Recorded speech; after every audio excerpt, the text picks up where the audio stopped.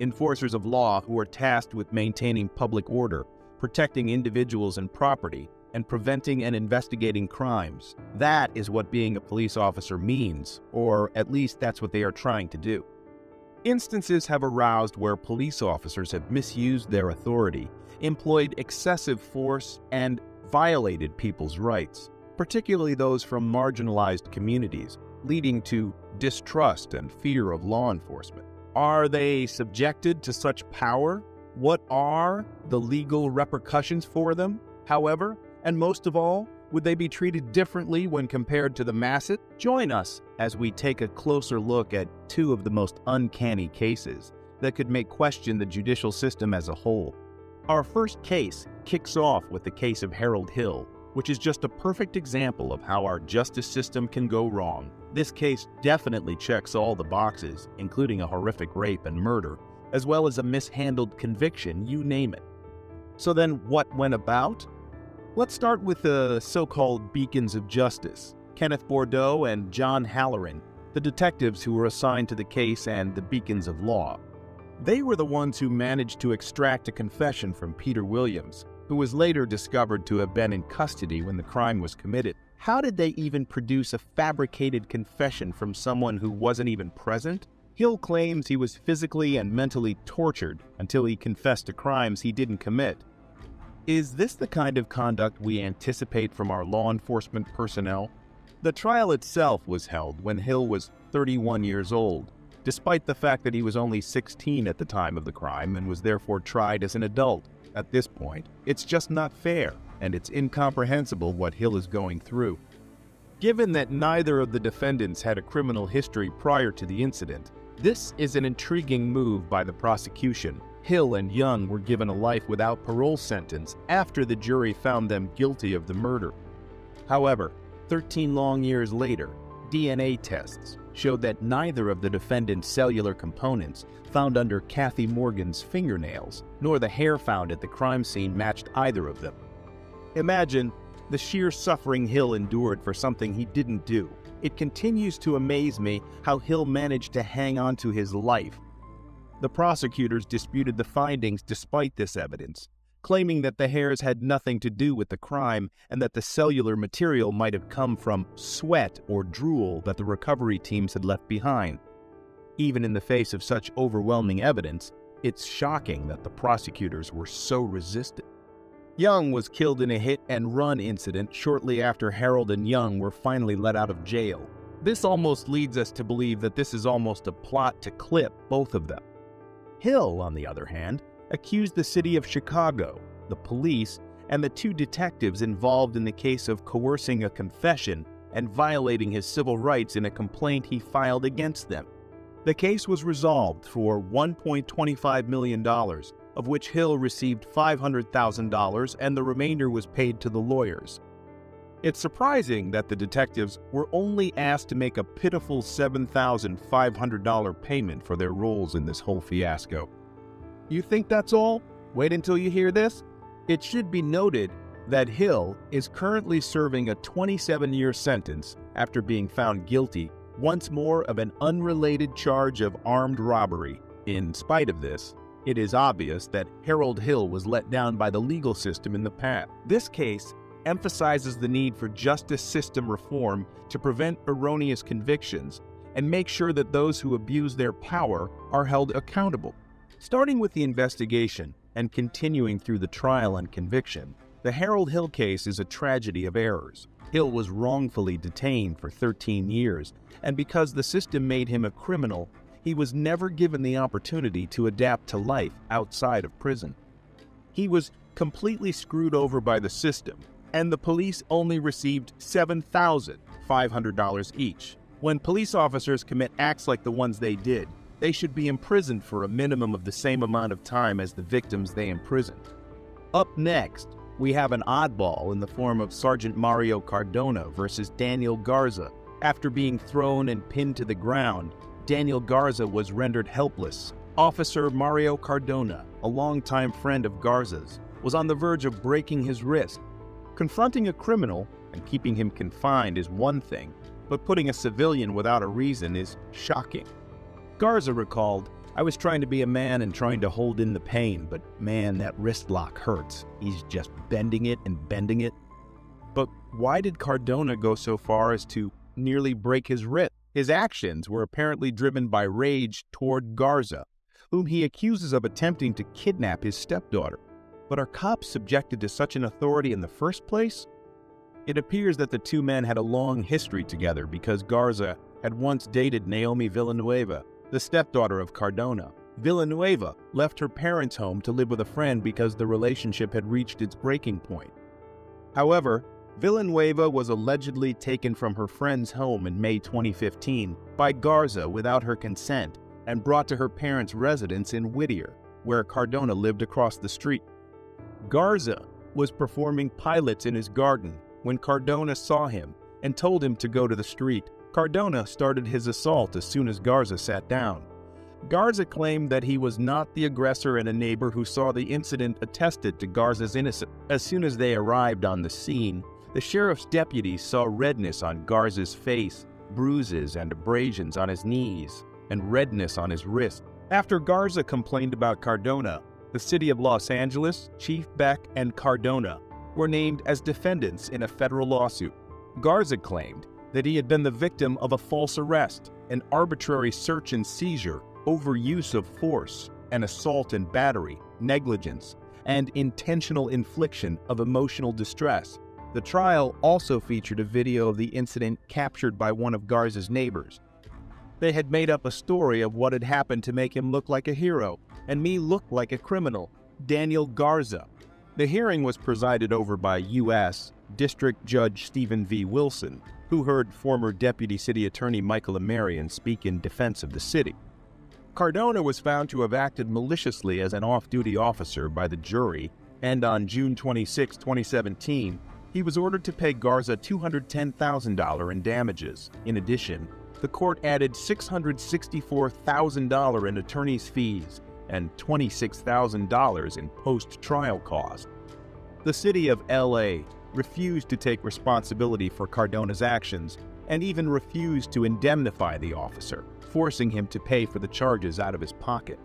Jim DeSimone, Garza's attorney, claims, "This is the problem with the LAPD. This is why people are out on the street."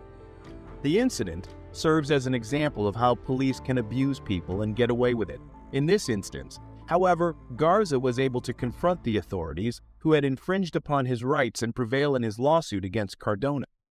It is clear that police officers cannot get away with using excessive force against citizens after the jury found Cardona guilty of malice. It is important to note that this case also emphasizes how crucial it is for citizens to be aware of their rights and to speak out against law enforcement when they believe those rights have been violated.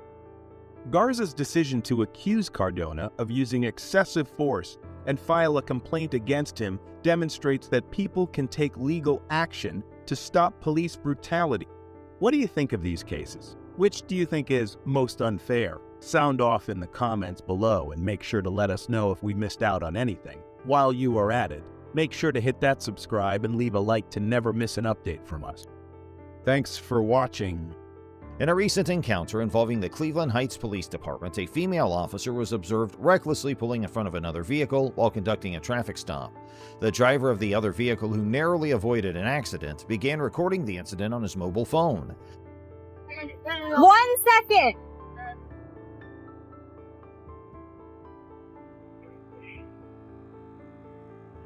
Where do you want to go next? 81 Rio, stand by. It's going to be on Bayfield across from the first access road. Send me another unit because another party does not know how to yield to licensed sirens, and he's sitting here recording me. Stay there, I'm looking at him off the road. You okay? Yeah, I'm okay. I'm Officer Lewis with Cleveland Heights. The reason I'm for the traffic stop is the plates on the vehicle are expired. Yeah, not even a big deal. Do you know that guy behind me in the Porsche? I was trying to hurry up and move over. You're good. No, you're good. You did the right thing. I'm put my lights out and sirens. He did not move over. As the officer stepped out of her patrol vehicle, the officer expressed his concern over the near collision. The officer instructed the driver to wait while she proceeded with the traffic stop. However, the driver patiently parked behind the patrol vehicle and continued recording. The officer initially admitted her mistake and apologized to the driver, but during their conversation, she suddenly changed her stance, blaming the driver for her own errors. Apologize. You almost ran me off the road. I initiated my lights and I sirens. didn't hear anything. What, was your music on? Because I had the lights and sirens on, sir. You apologize. I apologize. You're wrong. He stopped I'ma let it abruptly. go. Okay, I'm not wrong. The lights and sirens were activated. You ran me Okay, off the road. I did not almost. do that, sir. The lights and sirens So on what my do you apologize marked for? patrol because he stopped abruptly, causing me to stop And I almost abruptly, caused an causing accident. you to stop abruptly. Right. And I apologize for that. However, the lights and sirens were on. Okay, the police vehicle is marked. You can clearly see it's a marked You're next to patrol me, man. vehicle. I initiated lights and I don't sirens. wanna argue with I'm you. not going to argue, and I'm telling you I do. I'm going to tell you I do apologize Right. that he did stop But I'm abruptly. going to tell you the disconnect. Nobody was I'm wrong. going to tell you the disconnect, right? So between the public and you as a public You want servant, me to do that driver check? Okay. if it's something wrong and you actually Yeah. did it, all you say, my bad, I'm And sorry, I did. I just and said, keep going. I said my bad. I said, I activated I initiated a traffic stop in a marked vehicle with lights and sirens. Right. If you didn't hear the sirens or see the lights, I mean, you called back up to your place. well, I called back up because somebody was getting out of a cop car. The situation escalated when the officer called for backup and her supervisor, a sergeant, arrived at the scene. The sergeant immediately confronted the driver, accusing him of obstructing and interfering with the traffic stop despite not being present during the initial interaction. The sergeant failed to articulate if the driver was being detained or not, but he continued to escalate the situation. You called back up for your safety, but Well, you don't pull up behind an officer on a traffic stop. you don't even know what. You're right, I don't. So why are you saying it? Because I'm here and what you're doing right now is against the You almost law. ran me off the road. Okay, well then you should have pulled over for lights and sirens. She said it on the radio that you didn't yield. And it's on dash cam, I'm assuming. Just a disconnect, man. Sir, I'll tell you what, let her finish her business and then we can sit down and talk like we're adults. good. I'm going to let him go. We're good. I'm going to let him go. Yeah. What? I'm sorry. What was your last name? My last name? Yeah. Why you need my last name? Because I'm asking who I'm talking to. You asked me who you were talking to. You're not, well, not now you're going to be under arrest because what you're doing is illegal. Listen. What you're doing is illegal. I can charge you for interfering with What, just give me your last name. Why? Because I'm conducting business with you right Am now. I being detained? Or am I pretty If you young? want to be. 10-4. That's No, not that's going not to how be it the works. driver. What's your RS? Stand by. What's your reasonable articulable Okay. suspicion of my crime? I'm going to get rid of him. Hold on, I'll explain it to you, okay? Am I being detained? Right Am now. I being detained? If you want to be. 10-4. That's No, that's not not how it gonna be the works. driver. What's your RS? Stand by. My RS? Reasonable articulable Okay. suspicion of my Okay, crime. here, gonna get first, rid of okay, him. hold on. I'll explain it to you, okay? Doing what you're doing right now. No, sir, she almost ran me off the road. Okay. Again, you didn't yield to lights and siren. You came out. She was next to me and stopped and almost ran me off the road. Okay, What are you talking okay, about? listen to me. You asked my reasonable articulable suspicion. It's not I'm a probable under cause. arrest. If you arrest me, you violate my rights. I don't want to arrest you. We have to You're ID going to you. violate my rights. That's what you're going to Okay, do? we have to ID you. You No, understand you that? Yes, we do. All right, I'm going to videotape it. Okay, we got you on camera I'm too. going to call, then come get the car. You're violating my rights. Come getting, who's getting what car? They can come, you're going to arrest Radio, me, another right? car here. I got a male who's obstructing. No, I'm not. And he She refuses to almost identify ran me off himself. the road. So I'll take a report on it, but I need your ID. No. Yeah. I'm dealing with her. The driver explained what had transpired to the sergeant, but both officers insisted on obtaining his identification, even though no crime had been committed. The sergeant eventually handcuffed the driver, alleging obstruction and interference. Listen, Right. I'm asking you to identify yourself so I can let my dispatcher know who I'm out with. If you don't identify yourself, that is obstruction. You are the one that came Obstruction out. is a secondary crime. It's What crime did I commit? There's no crime, but I'm So if there's no crime, I I'm don't need to identifying identify. you. Okay. Thank- I need your driver license. Look, man, I'm sorry. I'm going to have to arrest you if you don't identify yourself. She just said it was no crime. It is Listen. a crime. Obstructing is a What crime. crime? Obstructing You have is to a legally crime. Identify yourself to us. She almost ran me off the road. And then I still have to identify you. No, you don't. Yes, I do. Okay. Well, I'm going to call them for the car. You can arrest me. Okay, turn around, put your gun back. Because I didn't do anything. Okay, turn around, turn around. I didn't do anything. Listen, just all I you didn't have to do do it. I don't is have my ID with me. Okay, what's your Name and social? date of birth. That's not what we asked for. For what? Because I need to let my dispatcher know. It's not a big deal. Last name, sir. Kern, man. Kern. You know what happened. Why are you letting him Listen, do this? he's the sergeant. He's violating my rights. He is not. Come You here, have a didn't seat. We're going to give you a identify ticket when we yourself. send you on your way. You have valid driver's license? Yeah, I do. You violate my rights, man. Yeah, well, you're getting a ticket for interfering with the fast. How did I interfere? She almost ran me off the road. And you could have pulled off and waited and called. I did wait when she said wait. You were out here talking to her. Have a seat. Mr. Kern, just Don't push me, man. Have a seat. Why are you so full of machismo, man? Dude, have a seat. I'm not putting up with your okay? Have a seat. What's wrong with you, man? Have a I'm seat. sitting down. All the way in. If he He's going checks, for obstructing. Or he's getting a you're ticket gonna. for I obstructing. don't. Is he valid? I don't know. I'm waiting for the radio to say what. So this is what happened. Uh-huh. That vehicle matched the description of the vehicle from yesterday. Okay. I saw it. I initiated a traffic stop. Okay. That person, instead of like pulling over, he stopped abruptly. Okay. And I'm getting behind him, but he stopped abruptly. Okay. This guy was very close to him. Okay. And we almost did get into an accident. Okay. Because that driver stopped You so have your lights and abruptly. siren on. I did, yes. Gets a ticket for He, there's always sounds about this. okay. He's getting a ticket for Radio 1, if you need to read back on that, yes, I have to an it. emergency vehicle? Yes, radio, I do. That's why I provided It it. was to a Demetrius Raphael Kern, it's a 37-year-old male. He's valid, that's one. So he gets a ticket and then he can come to Listen, I don't feel like I need to give him a ticket for that. Sure. I'm Well, then he cool got with an just, for obstructing. okay. I mean, I'm cool with letting him go. He just didn't He's understand. in handcuffs. And he's being a jerk. He obstructed. He refused. This was a baseless assumption, as the driver had simply waited on the side of the road until the officer finished her traffic stop. The driver provided his information to the officers, although he was not legally required to do so. The sergeant's behavior demonstrated an unjustified power trip, while the first officer seemed to acknowledge her mistake and attempted to rectify it. You guys got a lawsuit Mr. Kern, coming. just hang on. Just You got a lawsuit coming. Listen, let me explain to you. You don't get out of the car yet. The sergeant wants me to give you a ticket for obstruction, okay? I'm not going to do anything else. I didn't. Listen, he's the boss.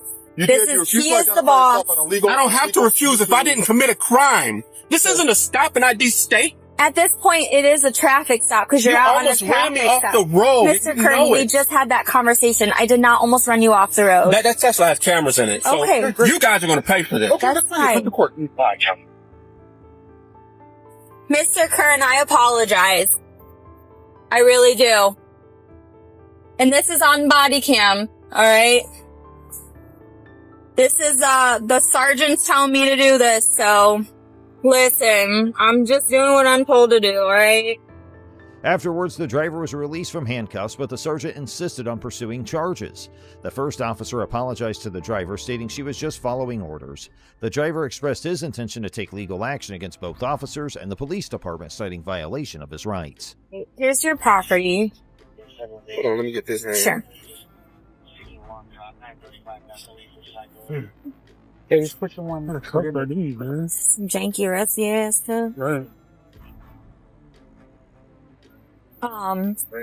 You want to sign or you're going to refuse? Alright, I'm going to give you a copy of it. You guys violated my rights. You know. Well, we'll all be in court. Ultimately, the driver received a citation and a court date for obstruction. However, just 11 days later, the prosecutor filed a motion to dismiss the case due to a lack of evidence. The driver plans to proceed with a civil lawsuit against the officers and the department. On June 26, 2020, Karen Garner, a 73-year-old woman suffering from dementia and sensory aphasia, was stopped by Walmart employees after she left the store without paying for items worth approximately $14. Video footage captured Miss Garner walking out of the store with the items in her hands, and she was soon brought back inside by the employees. Subsequently, Miss Garner attempted to pay for the items, but Walmart employees refused her service and asked her to leave immediately. Compliance with their request, Miss Garner left the store. However, one of the Walmart employees contacted the Loveland Police Department to report the alleged theft. A few minutes later, Officer Austin Hoop responded to the call and located Miss Garner as she was walking home after the incident. Officer Hoop parked his patrol car behind her and approached to stop her. Unfortunately, the situation escalated negatively. Officer Hoop failed to effectively communicate with Miss Garner, and he resorted to violently throwing her to the ground in an attempt to place her in handcuffs. This action was unjustified, as Miss Garner displayed no signs of being a threat to Officer Hoop and did not attempt to flee. Instead, she continued walking, which did not warrant such a forceful takedown. In fact, Officer Hoop's approach appeared misplaced from the beginning, as he asked the visibly confused Miss Garner an unnecessary question. Do you need to be arrested right now? Do you need to be arrested right now? No. Okay. After successfully placing Miss Garner in handcuffs, Officer Hoop proceeded to guide her back to the patrol car. Unfortunately, during this process, he continued to employ excessive force on her and attempted to insinuate that she had been engaged in a physical altercation with him. Why are you fighting with me? And why are you trying to slip the cuffs off? I'm going home. The video from the officer's body camera proved to be beyond a reasonable doubt that Miss Gardner and Officer Hoop never came close to a physical altercation. It's obvious that Officer Hoop didn't need to use so much force to keep a 73-year-old woman in custody. In addition, it's important to highlight that Officer Hoop apparently did not take into account the detainee's mental state, which is a significant issue. Officer Hoop obviously disregarded the legal requirement that police use their discretion to determine whether or not a suspect is mentally competent. I'm going home. I'm going home. Yeah, I know. I'm just trying to search her. As if the force employed by one cop wasn't already severe, a second confrontation broke out as cop Daria Jalali arrived to aid Officer Hoop, resulting in Miss Gardner being taken to the ground again. Both officers proceeded to secure Miss Gardner inside the patrol car, despite her repeated statements that she was simply trying to go home. Officer Hoop responded to her pleas with a dismissive laugh, stating, "No, you're not," in a mocking manner. What are you doing? Get out of here. This is not your business. Once again, Hoop's negligent demeanor became evident as he dealt with the situation. While Officer Hoop moved to the other side of the patrol car to secure Miss Gardner, a Good Samaritan emerged from his vehicle and approached Officer Hoop, questioning the necessity of using aggression against an elderly woman. What's your date of birth, Karen? What's your date of birth? Okay. The young man had witnessed the entire incident unfold from a distance and decided to drive up to the scene. Officer Hoop, displaying further negligence, dismissed the young man's concerns, instructing him to leave as it was none of his business. Following a brief confrontation, Officer Hoop returned to assisting Officer Jolly in securing Miss Gardner. Once they successfully placed Miss Gardner inside the patrol car, Officer Hoop attempted to identify her by asking for her date of birth. However, he received no response, indicating Miss Gardner was unable to provide the requested information. Given Miss Gardner's disability, it is unsurprising that she would encounter difficulties understanding Officer Hoop's demands, let alone recalling her date of birth. Both officers appear to overlook the possibility of Miss Gardner having a disability, despite it becoming increasingly evident by that point. Shortly after, the officers engaged in a casual conversation, during which Officer Jalali expressed her concerns for Officer Hoop, stating that she would have arrived more quickly if he had mentioned a physical altercation. 200. Yeah, okay. All right, Hey. let's get her downstairs. Okay, we don't need to wait for the fellow. No, we can see what he, I Okay. mean, we know what's it said.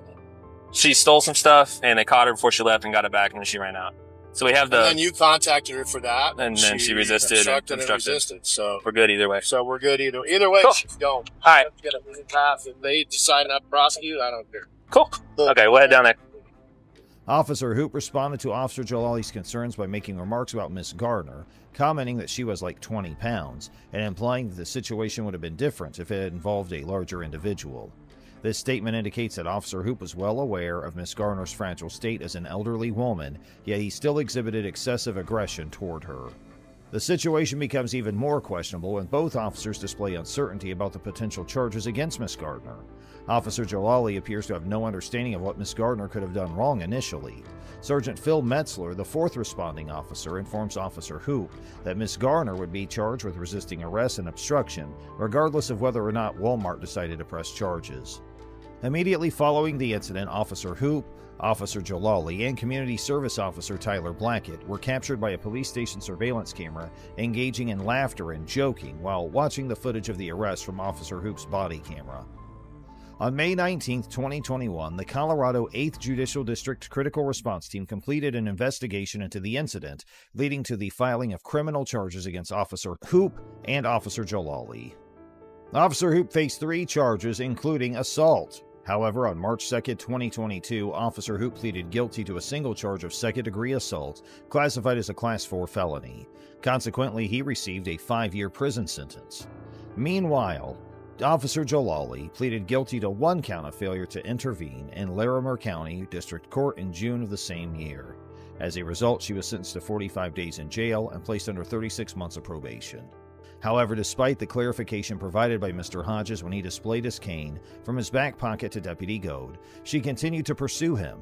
It became evident that Deputy Goad lacked probable cause to detain Mr. Hodges, as her suspicion of him carrying a firearm was disproven. What's this in your back pocket? I saw you walking it. It's a navigational aids. What's the problem? You a tyrant? You will be at the Yeah, I am actually. What's your name and date of birth? I don't have to give that unless Yes, I'm sir. here. I was You investigating. have reasonable, Do you want me to articulated put you in suspicion. handcuffs right now? Yes, sir, I do.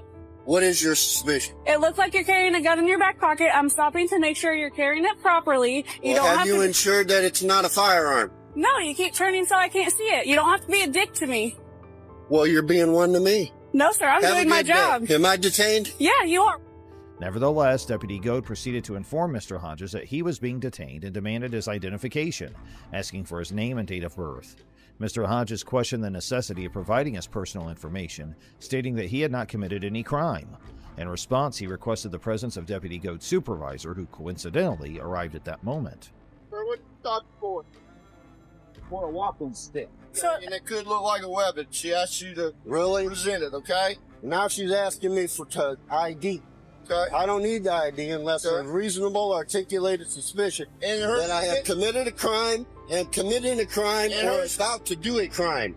Sergeant Randy Harrison approached Mr. Hodges and promptly inquired about the reason for Deputy Goad's initial stop. Mr. Hodges explained the circumstances to Sergeant Harrison, who in turn demanded identification from Mr. Hodges as well. You were armed, okay, and she's asking you for your ID. Well, now she has verified that I am not armed, okay? So there is no problem. You got your ID or not? I do have my ID, but you don't need it, okay? Okay? Initially, Deputy Goad may have possessed a reasonable suspicion to stop Mr. Hodges if she genuinely believed that the item protruding from his back pocket was a firearm. However, once it became unequivocally evident that Mr. Hodges was not carrying any firearms, any further detainment would be considered unlawful. Despite this realization, Deputy Goad and her supervisor, Sergeant Harrison, collaborated to handcuff Mr. Hodges and conduct a search of his pockets.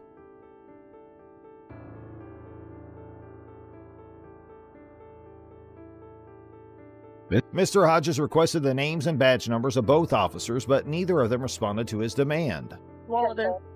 Where's your wallet at, sir? I don't have a wallet on me. Okay, where's your ID? Where's your ID? In my pocket. Which pocket? You're not allowed to search me. It's in this pocket.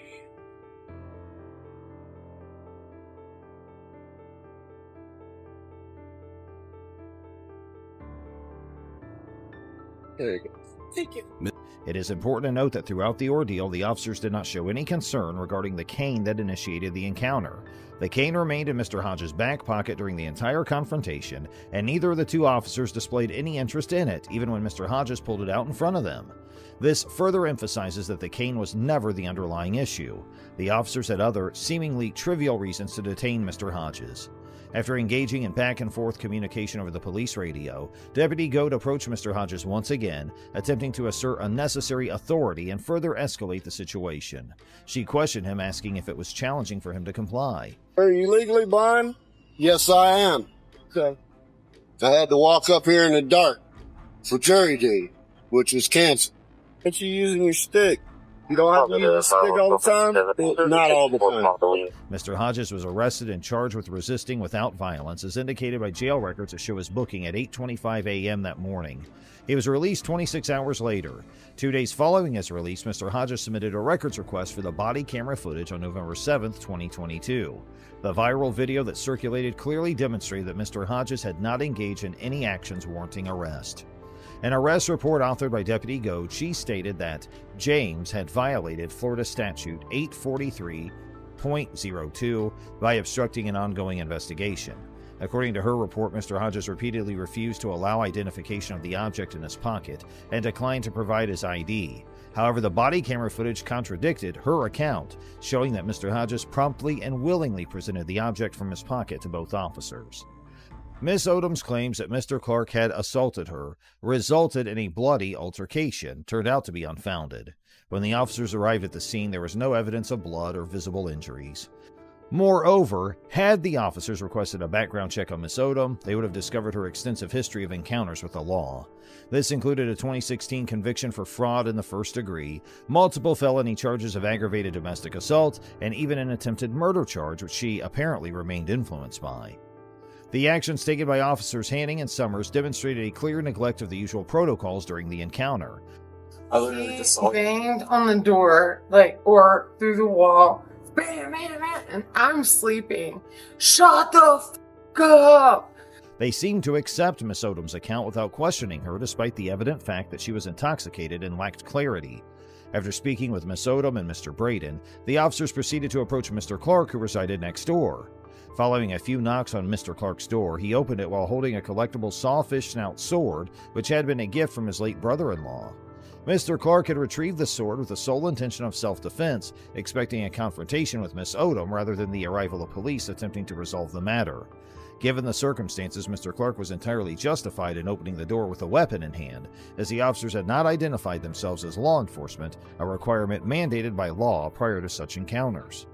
Despite the situation de-escalating when Mr. Clark complied by placing the weapon on a shelf and facing the officers, Officer Hanning made an attempt to tackle him by kicking his leg and punching his head. It was apparent at this point that Mr. Clark did not pose a threat to the officers.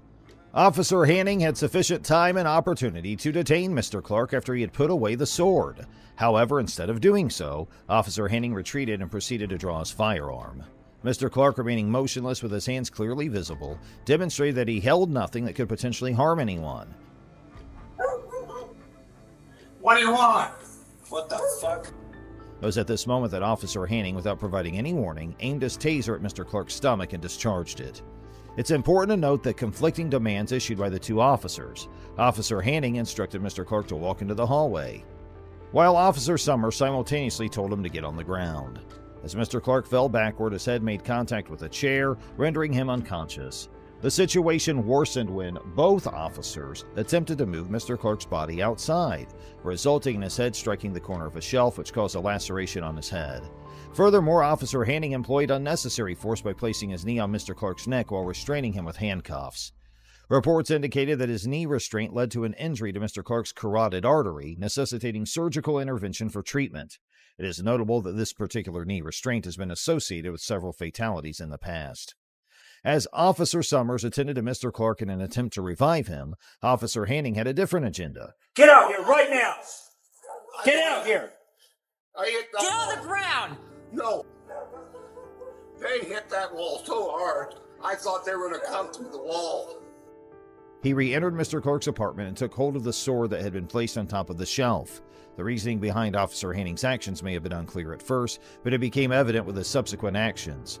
Officer Hanning positioned the sword approximately 5 feet away from where Mr. Clark lay unconscious, creating the illusion that Mr. Clark had walked out of his apartment wielding the sword with the intent to attack the officers. Following the use of unlawful force, Mr. Clark was swiftly transported to the hospital, where tests for drugs or alcohol came back negative. His initial vital signs indicated the possibility of heart-related complications, and he required stitches for a head wound.